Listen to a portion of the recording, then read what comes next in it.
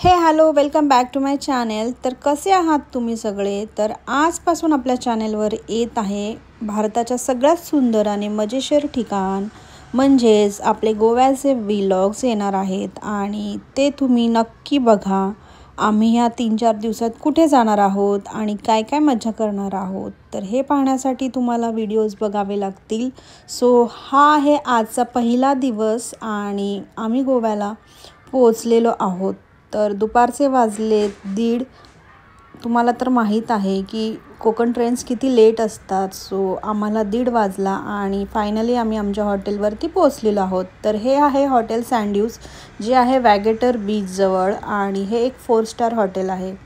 So इथे राहण्यामागचं सगळ्यात महत्त्वाचं कारण म्हणजे इथून वॅगेटर बीच फार जवळ होता आणि शिवाय इथलं जे फूड आहे ते खूपच टेस्टी आहे आणि ह्याचे रिव्ह्यूज आम्ही पाहिले होते। सो हे हॉटेल खूप छान आहे आणि ह्याची जी संपूर्ण हॉटेलची थीम आहे ती आहे रेट्रो थीम।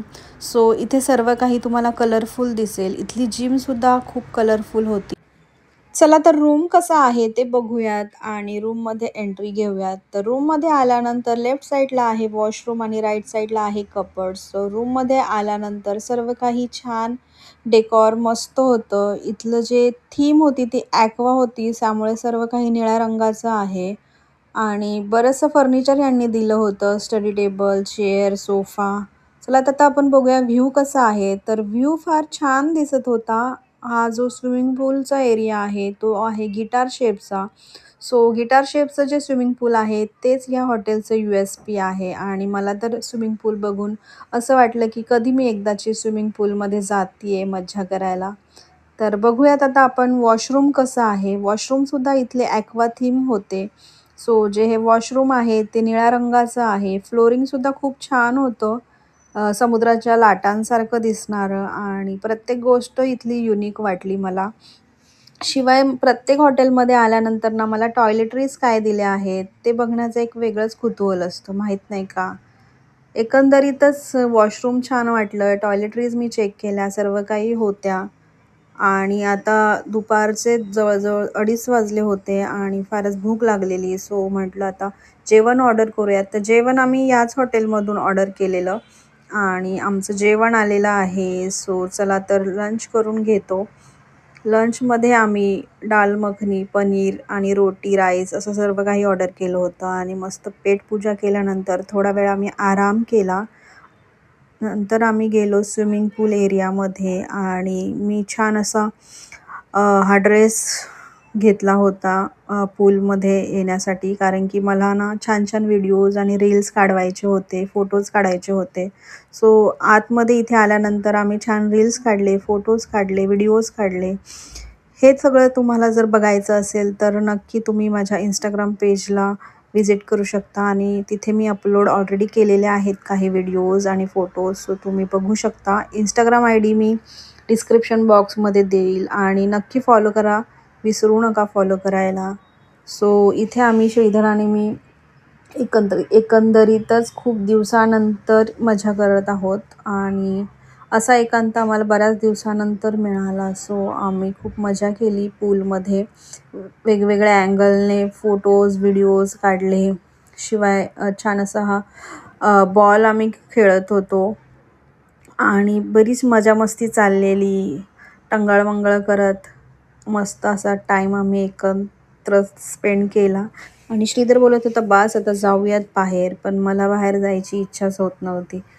परत मी त्याला आतमध्ये ओढत होते आणि आमची मजा मस्ती चाललेली। तर फायनली मी ठरवलं जाऊयात आता, कारण की आम्हाला सनसेट बघायला सुद्धा जायचं होतं। छान परत एकदा आम्ही फ्रेश होऊन सनसेट बघण्यासाठी निघालेलो आहोत वॅगेटर बीचला।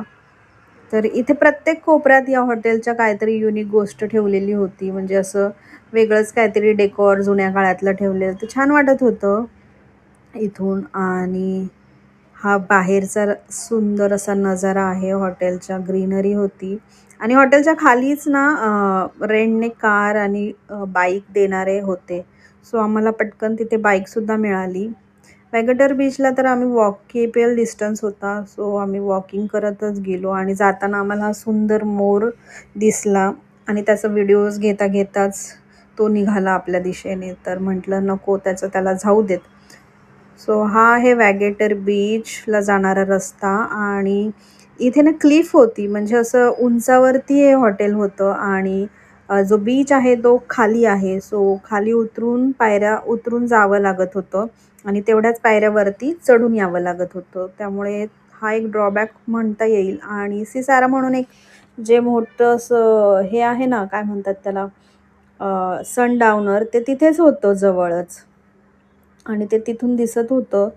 सुंदर असा हा बीच, हीच ती क्लिफ आहे जी आम्ही उतरून खाली आलेलो आहोत. वातावरण पण छान होतं, गरमी फार नव्हती आणि सनसेटची वेळ होती त्यामुळे छान वाटत होतं. फ्रेश, ऑलरेडी स्विमिंग पूलमधून फ्रेश होऊन आम्ही आलो होतो त्यामुळे फ्रेशच वाटत होतं, छान वाटत होतं. मस्त असं आम्ही इथे सनसेट बघत कॉफी घ्यायचं ठरवलं आणि मस्त असं बेडवरती छान रिलॅक्स होऊन कॉफी पीत आमची संध्याकाळ आम्ही घालवली. आणि इथे तर तुम्हाला माहितीच आहे गोव्याला असं संध्याकाळच्या वेळेस काय काय विकायला येतात गोष्टी, या लाइटिंग्सच्या, ब्रेसलेट वगैरे, हे ते बऱ्याचशा गोष्टी असतात. तर हा सुंदर सनसेट आणि सनसेटचा नजारा फार छान, रिलॅक्स आणि खूप छान वाटत होतं. एकंदरीत आजचा दिवस खूप छान गेला, खूप मजा आली. तर भेटूया अशा नवीन व्हिडिओमध्ये उद्या.